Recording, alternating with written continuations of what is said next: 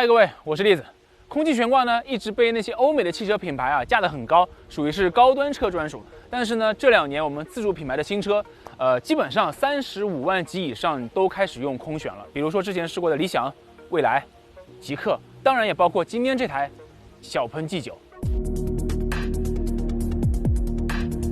小鹏 G9 号称是第一台搭载双腔式空悬的国产车，所以呢，这次我们的试驾重点就是这套空悬在不同路况的驾驶感受。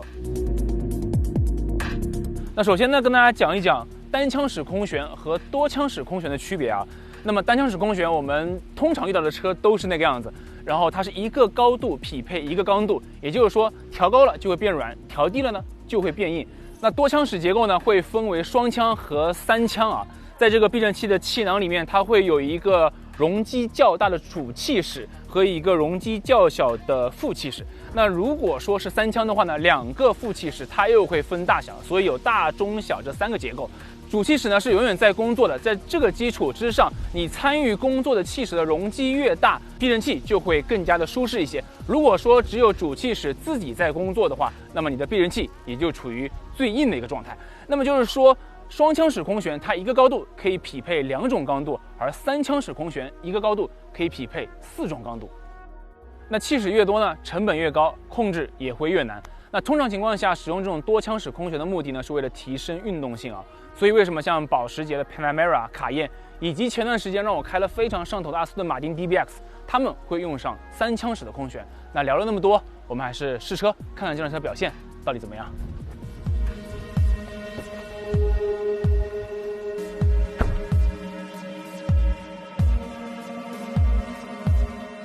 那空气悬挂呢，它的优势就是舒适性。那另外一方面呢，就是当空气悬挂的车子，如果说我们日常的时候比较重的负载，坐很多人或者是后备箱装了重物的时候呢，那空悬它能够尽量恢复到这台车在空载状态下的这个车身的前后的状态不会像一些机械弹簧的那种车子一样会出现后轮塌掉的那种感觉。那么对于这种比较平整的路面，其实对于空悬来说这一题太简单了，所以我们直接搞点有难度的。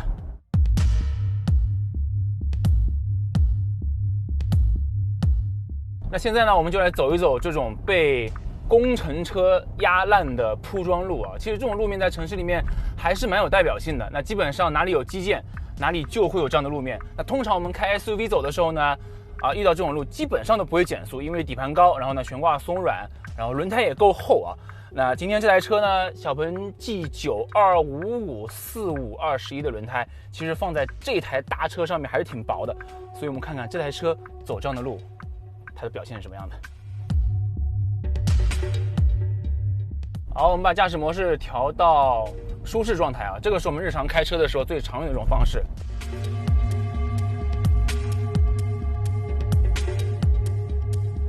其实走过一段路之后，能够感觉到它的路面信息反馈给我是清晰的，它并不是那种很磨弹的那种状态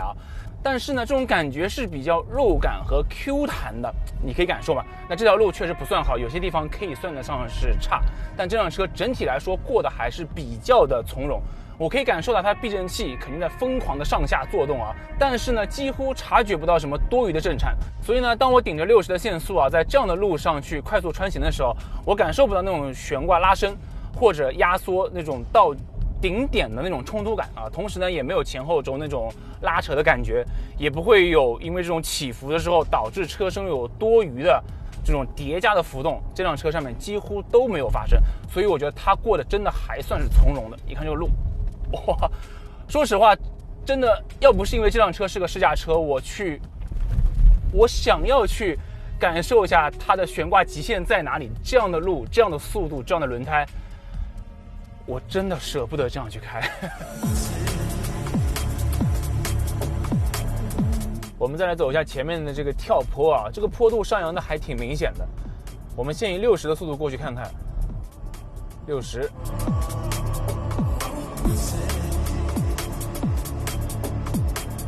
好，70的速度。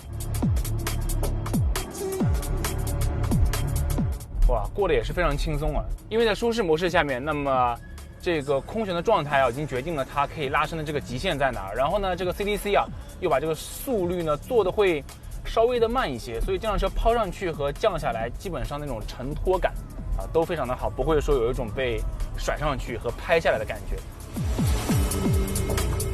其实呢，拿到这辆车之后我就直接来了这个路段，不断的走这种烂路和这个抛锚路面大概走了30来次看起来很傻，但是我觉得对于喜欢开车，然后想要去感受这种细节差异的人来说呢，这种自娱自乐的快乐其实是挺有满足感的，不知道你们能不能感觉到。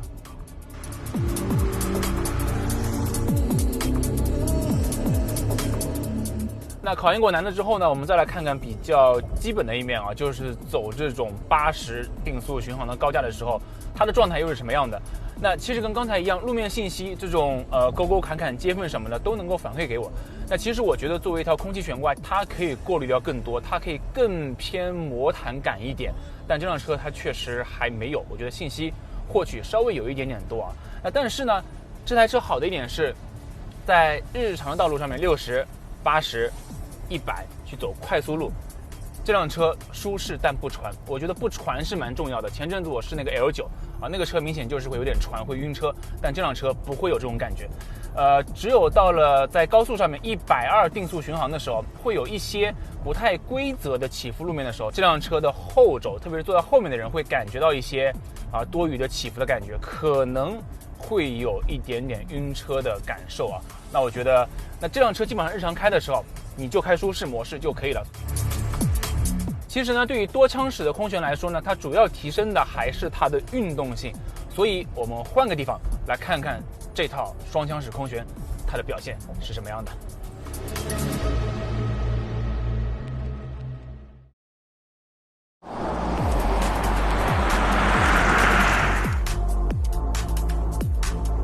加速真的非常快那电车咱们就不聊动力了，还是专注于这套空悬在弯中的表现。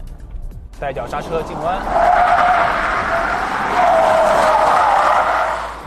响胎了已经，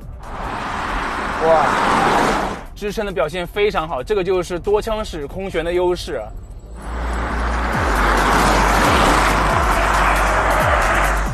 弹簧直接决定了这辆车侧倾的极限在哪儿，而且它到极限之后，其实你都没有那种很强烈的那种侧倾感，虽然人在里面会晃，因为这个座椅非常宽大舒适但是这个车的极限非常的明确那有了这样的极限之后，我会尝试想要去润得更快一点，那这个时候其实轮胎会适当的给我一些警示的声音但是呢，这条山路跑下来的感受是，我觉得它的 CDC 似乎有点把它拉得太紧了，就是有时候我们在弯中可能会遇到路面不是非常平整的状态，会有一些轻微的起伏之类的，那这个起伏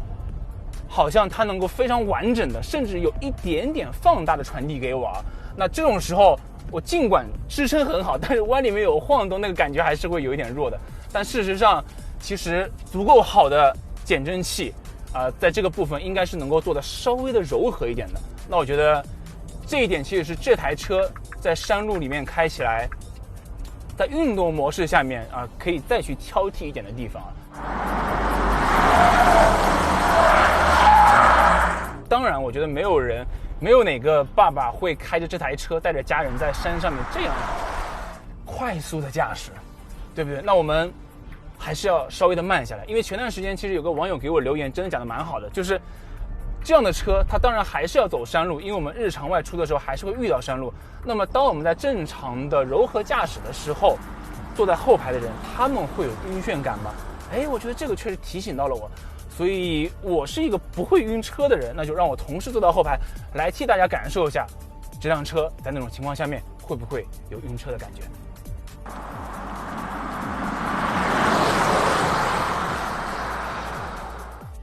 调整到舒适模式，切换到舒适模式了。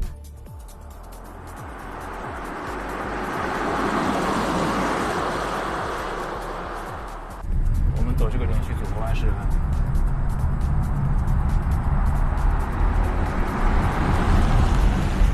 你感觉怎么样？不会晕很舒服是吧？因为坐在后排它不传。不传，我觉得不传很重要，一旦传了，你怎么样都会晕。而且我还看着屏幕呢。OK， 那试的差不多了，我们下山吧。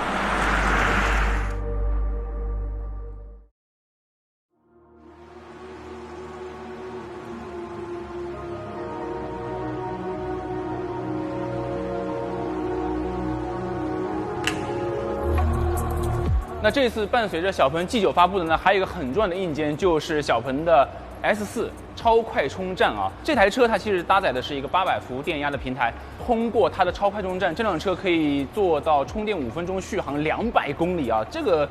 数据非常的漂亮，也非常的能够解决大家的用电和补能的焦虑。另外呢，就是小鹏它现在所有的现有充电桩其实也都提速了，那未来对于小鹏用户来说，还是一个蛮爽的事情。